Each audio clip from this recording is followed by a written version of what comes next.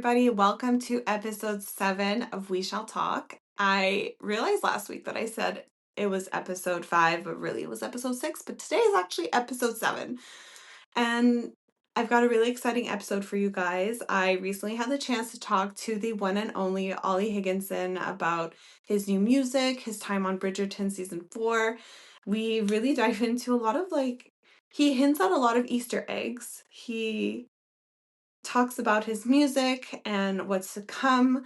And I ask him some pretty pointed questions about the future of Footman John, potentially in Eloise Bridgerton's season. So, yeah, I went there. So, without further ado, here is my amazing conversation with Oli Higginson.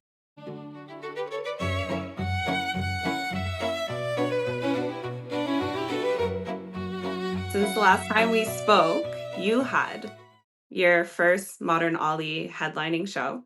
You released 2 singles that the last time I checked were at, 175,000 streams, Yeah, something like that. yeah. You've taken the stage in American Psycho, and you continue to steal hearts in Bridgerton season 4. So, Yes. am I missing something or No, no, no, no. And yeah, you're right, I haven't slept. That's all that's been put on the back burner. But yeah, oh my God, all those things, it's crazy. Yeah. Nuts. Yeah, I mean, and then we can start, I guess, the last time we actually saw each other in person, which was at your headlining show in October. Yeah. And so you had performed obviously your songs before then. So what made the headlining show just a little bit more special for you?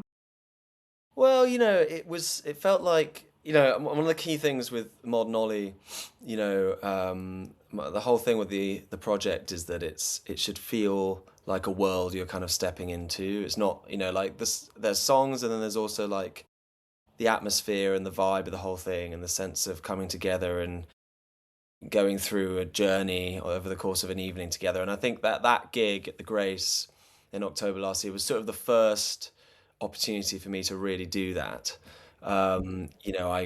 We had extensive conversations about, well, I say extensive, I mean as extensive as time and money allows, but like somewhat extensive. Conversations about what the lighting was going to be for each song and like making sure that like the whole band sounded good and were, each part was kind of like doing something really exciting. And so it felt like a real like step up in terms of what the audience are experiencing there. So I think that's why it was so special because I'd never done anything like that. It's one thing sitting down at a piano and playing your songs to people, but it's another thing doing like the whole thing with a full band and lights and all that stuff. So it was pretty amazing. And it was the most people I'd ever performed to at that point, which was like 160, 170 people in one room, which is kind of amazing for me. Yeah. Yeah. Wow, it felt so intimate. So Mm. that's amazing. I didn't realize there was that many people Yeah, there. well, that's sort of the point, it should feel like a personalized experience for everyone. Yeah, Yeah. That's so nice. yeah, And the show that you did, I guess it was the 1st of March, so not long ago. yeah. A couple weeks That ago. was that was very intimate Yeah, too. that And was that was about yeah. 70 or so people in the clock tower of a place in St Pancras, this weird little venue with a grand piano, and we had my mate Gez who plays cello, playing cello at it, and Will on guitar, and it was like that was like the total other end of the spectrum of like super stripped back, like very raw, very like um, very intimate, even more intimate, I suppose, and simple, I suppose. But yeah, it's nice. I want to keep doing both. I'm going to keep doing both types of shows. I think they offer Mhm. different things to different people. So yeah. Yeah. Nice. I love that. So at the show in October, you played a number of your original songs, and since then, 2 are now out there in the world as your singles. So one of those faces in Transatlantic. So the process of choosing what your next single is going to be, is that kind of based on how people are reacting in a live setting, or are there other factors that come to it? Absolutely. I think there's so many things that go into it, and I definitely agonize over which song to put out next. It's it's a question that I sit with for a while, and I've been thinking about, these questions for like months really. And it's a combination of like, yeah, like what are the songs like live?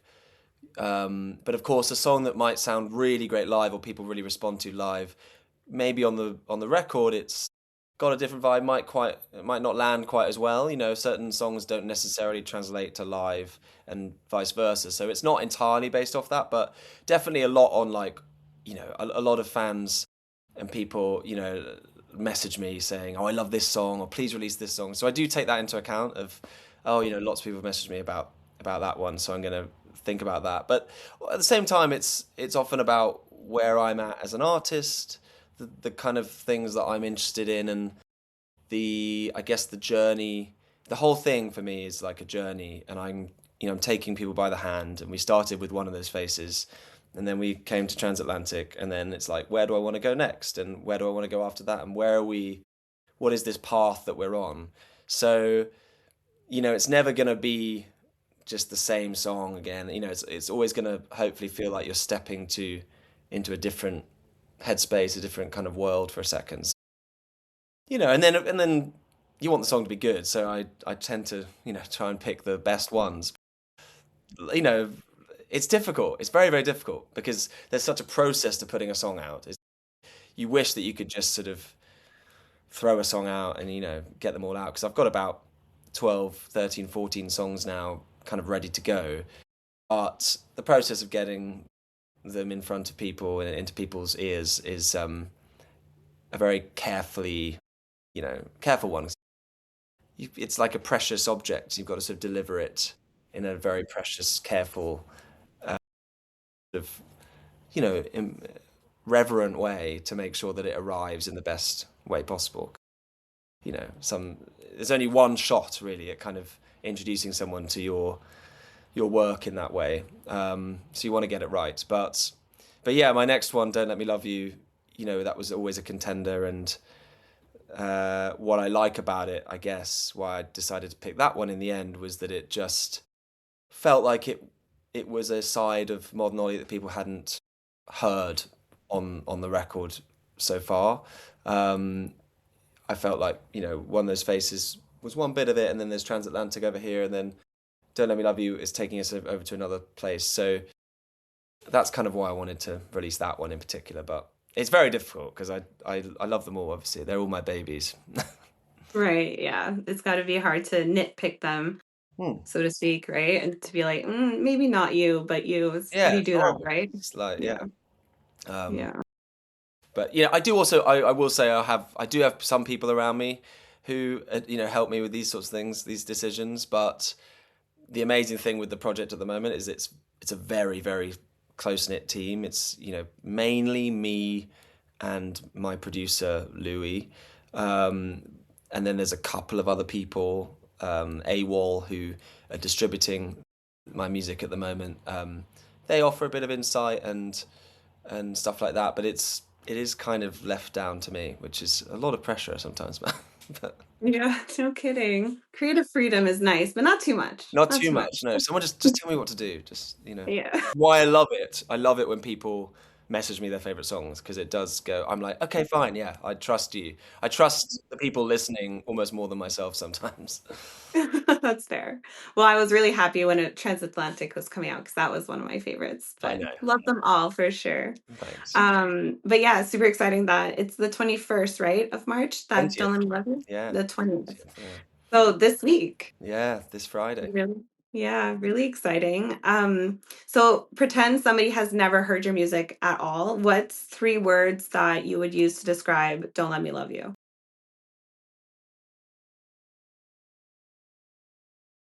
Raw. Um, Sort of raw and heart heartbreaking and anthemic. There's something positive in there. Yeah, perfect. Somewhere.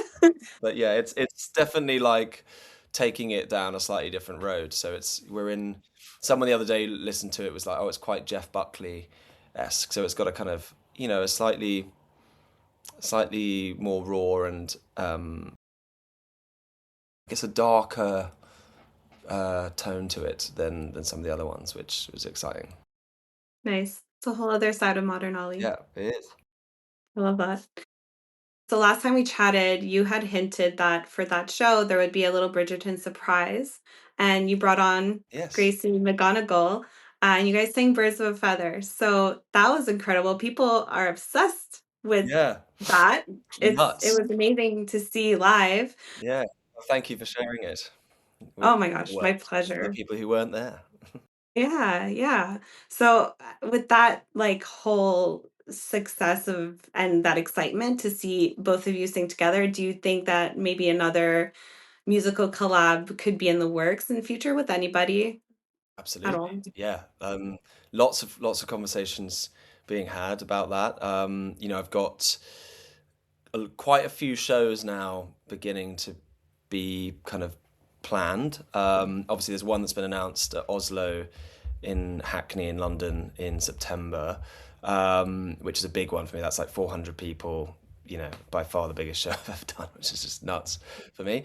But there's a couple of other ones which I can't divulge, but they are going to be my first shows outside of the UK, which is exciting.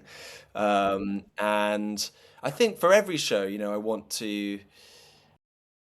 always want to have little surprises and treats for people. So, like without a doubt, um, there are plenty of conversations happening with some amazing people, and in fact, the first of those will be revealed next week because the music video.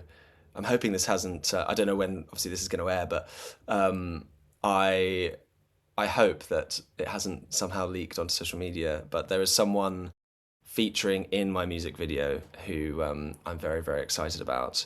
It's the two of us kind of starring together, and I'm gonna scream to the rooftops next week about it. But it's another Nice. great like Easter egg moment to, I guess, introduce people who are known from other worlds into the world of Modern Oli. So yeah, absolutely. Like always, Debs, I'm going to be surprising people with little treats.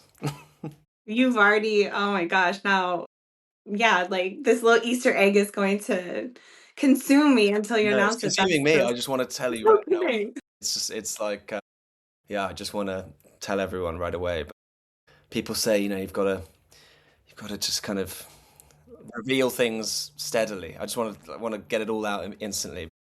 Yeah, But it will be very, very soon. very Exciting. exciting. Yeah. Very exciting. Well, can't wait for that. And okay, so speaking of Bridgerton, we have to talk about Bridgerton Yes. because now all of season 4 has come out. We've, since the beginning, come to know your character, Footman John, as Eloise's like right hand man. But now that we've gone downstairs, we're discovering a whole new world. So at the beginning of season 4, where do we find John? Um, well, we obviously we instantly dive into him at work. I think he's somebody who has dedicated his life to his work. I think he's obsessed with the Bridgerton house. He's obsessed with the Bridgerton family, being there for them, being their confidant, their go-to guy to pull them out of trouble whenever they need it. And so he thrives, I think, in a kind of high octane environment, which is what we jump right into at the start of season 4, is like the hustle and bustle of just problem solving at all times, damage control, problem solving, what needs to be done, whether there's a ball to be organized or someone like Benedict has got into a bit of trouble or whatever it is. John's got to be on hand, and in particular he's got to be usually quite kind of discreet and about it and responsive to it in whichever way is best, whether that's like with Mrs. Wilson being aware of what he's doing, or whether it's something that maybe he might like keep private from Mrs. Wilson so that he can deal with, secretly. But yeah, so we've known him as a kind of a workhorse, as it were, and there's I think the opening shot of Footman John in the entire season is him leaning over the sort of kitchen, one of the kitchen counters, and Mhm. flirting with a maid, which was something that kind of just came up on the day that I was doing, and Tom, the director, was like, "Let's definitely have some more of that."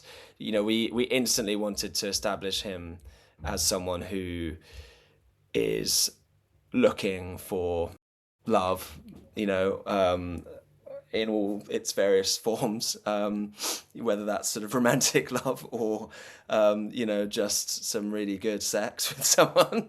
But, it's something that we we haven't really even entertained as being something that exists in the downstairs world within these characters who have been relatively sort of one-dimensional in that regard. So instantly, it's like, oh, okay, he's a human being, and he's flirting, and he's interested in people, and he's juggling work and life, that kind of work-life balance, which we all have to juggle, I guess.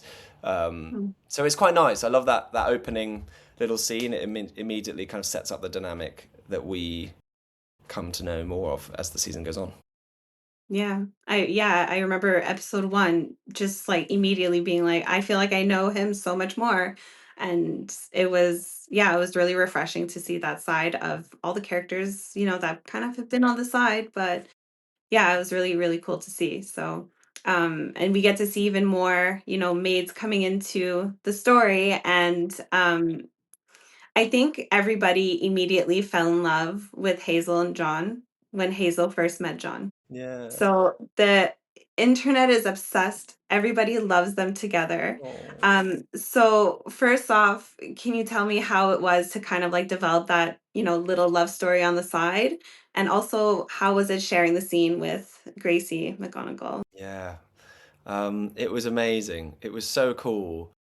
What was fun was that obviously I'd been working on Bridgerton for many years, and Gracie was like completely new, which was obviously exactly the kind of dynamic that exists in their storyline. Great Hazel is totally new to the Bridgerton house, and Footman John has to kind of show her around, and likewise when Yeren arrives, when Sophie arrives, it's a similar thing, and so it was like just perfect. Like Gracie is an amazing actor, an amazing human being. We hit it off like a house on fire instantly. Just hanging out with her was great, and she's so kind of game and receptive to.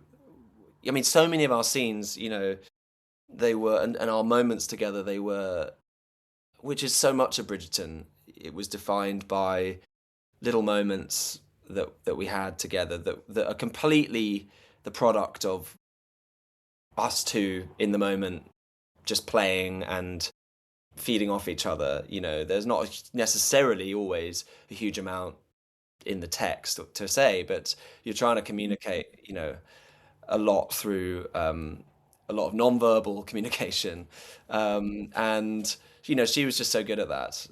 Being really present.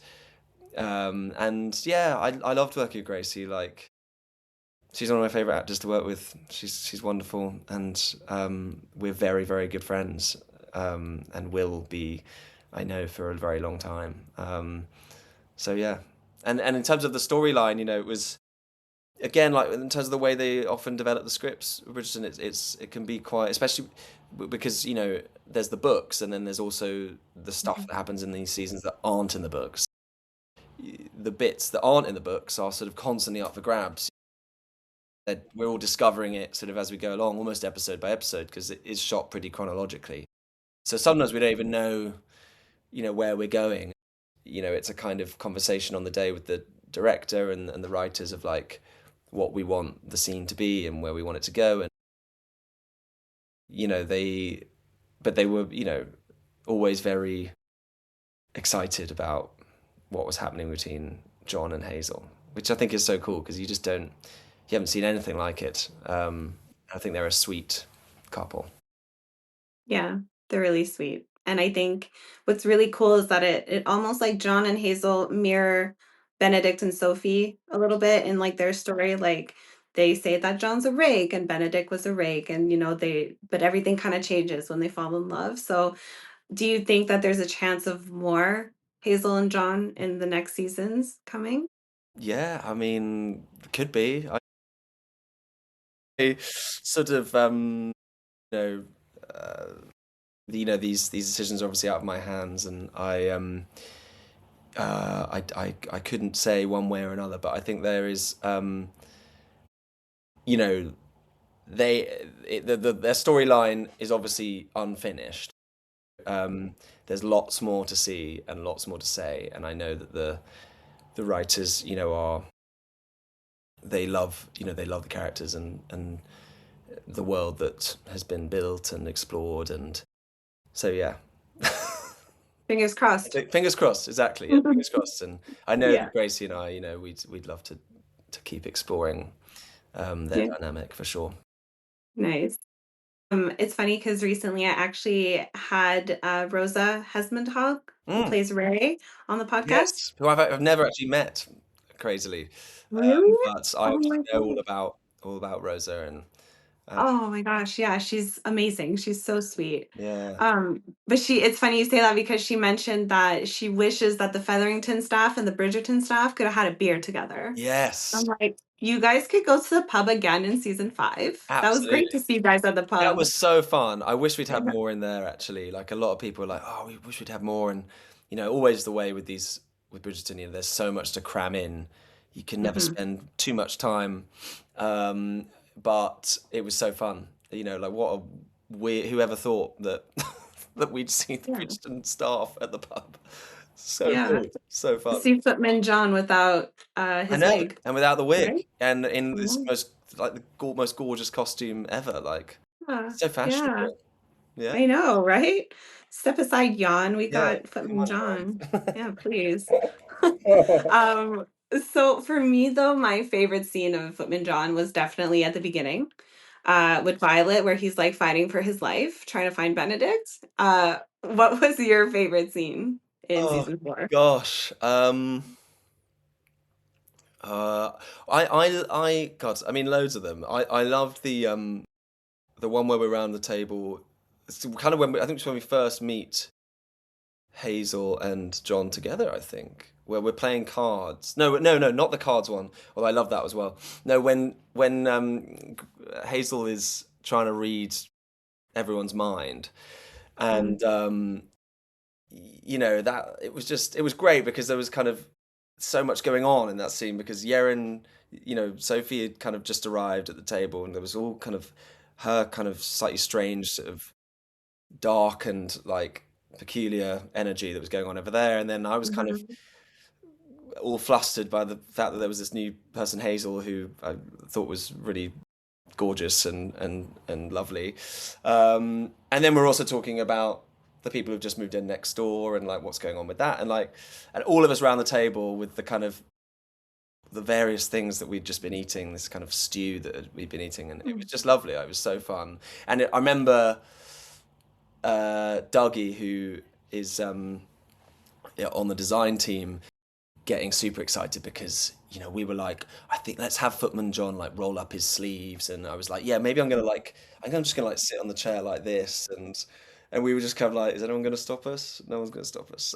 So there you go. they all just embraced the fact that I was like, look, if we're gonna have John off duty, like I'm not gonna, we're gonna swing into the other direction and really see someone who's relaxed and like so I loved that scene, and we had a lot of fun, uh, a lot of fun doing it with the. It was so funny because it was I started the scene with my holding my hand like this, so to the camera, and she was trying to guess what number how many fingers I was holding up. Obviously, it's a nod to season 4. I'm, blah, Mm, blah. But I had to hold it in like because the angle of the camera. I remember having to hold it like, sort of like this, and everyone was just giggling, giggling away because I looked absolutely ridiculous. But of course, on camera, it looks like perfect and it aligns up. But mm, yeah, it was very fun. So I love that scene. I really like the wedding day at the very mm, end. I remember just like it just feeling very sweet having everyone together and seeing the two of them get married, and and having Mm. Johnny back and having all these kind of people who we don't necessarily see too much of felt really really special. And I do obviously all the I'm just naming all the scenes now, but yeah, the Violet stuff. I love doing a scene with Violet. Like she's so brilliant, and um, chasing her down that corridor and getting the chair out of her way, and the Mm. fact that it was just a kind of walk and talk shot was really fun and really challenging. It was just great. Yeah, That's funny. You do your own stunts, is what I you're do my own saying. stunts. Yeah, yeah, very intense. Yes, Very, very, very Tom hardcore. Cruise, Oli Yeah, Higginson, we're one and the same, same. same, Yeah, same, same. Mission Yeah, Impossible, Bridgerton. all the same.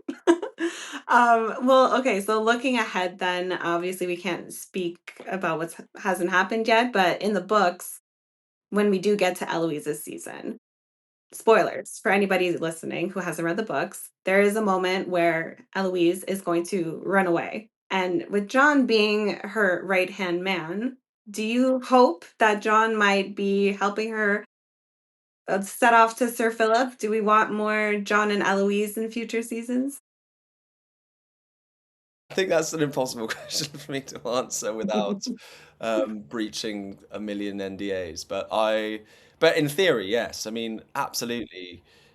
I love working with Claudia. Um, you know, I I think that her season will be amazing whenever that comes. She's such a powerful actor on screen and very funny. I think it'd be really exciting to see her kind of be put even more through the ringer in terms of like, the kind of drama of falling in love with someone. I think it'd be really exciting for that character. Because we haven't seen it, really, particularly. I guess we saw it with her and Theo a little bit, which is wonderful.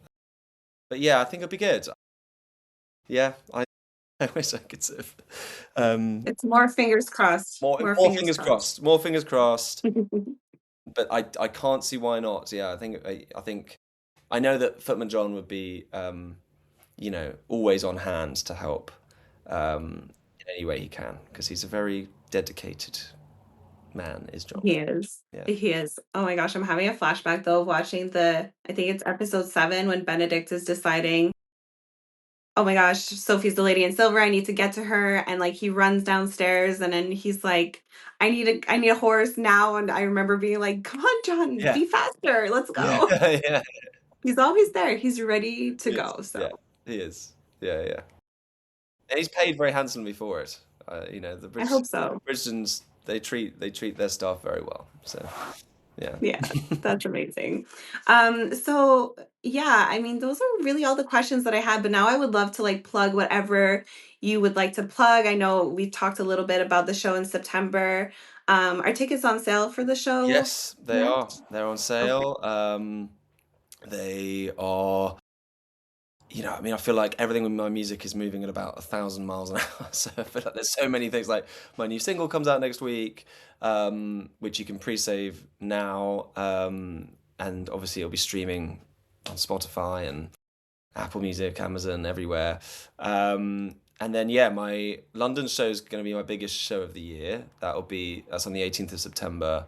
Tickets are on sale now. It's about 75% sold, so there's kind of not too many Um, tickets left, which is great. And then soon-ish, I'm going to be announcing some more shows outside of the UK. And then yeah, I'm going to be back filming some more stuff for other projects quite soon. So, but I can't really talk about any of those, of course. But it's cool. Yeah, I'm going out to LA, for about a month or so for some stuff, and yeah, all sorts happening, which is great. And it's been such a wonderful couple of months, sort of existing in the Bridgerton um, kind of ecosystem, which I love to do, and seeing everyone on a pretty regular basis. But yeah, it's been great. that's amazing. Yeah, Well, as always, go follow at modern_Ollie that's on correct. Instagram. Yeah, Yeah. yeah, So yeah, yeah. That's go where it's all follow, get happening. all the info. I know. Yeah, and we've got some cool plans as well. In fact, it may even that Instagram account may be becoming well, I'm not going to give stuff too much away, but all I'll say is there's going to be a lot of stuff happening on that Instagram account, Okay. which it will be very exciting and will be sort of very exclusive to people who follow that account, and won't be Mhm. able to kind of access from anywhere else. So please do follow because once it hits a certain cap, that kind of things are going to become more secretive. That's Okay. uh, Wow. so yeah. So many Easter There's so many eggs. Easter eggs there, So but yeah, go and follow. I'll be excited to share the music video for "Don't Let Me Love You" in the next couple of weeks. Yeah, Nice. yeah, I have a feeling it's gonna be a good one. it is, it is. Amazing. Well, thank you so much, Ollie. Honestly, you seem extremely busy, so I really appreciate you popping on. My pleasure. I always like talking to you, and I appreciate the love and support for everything that I do.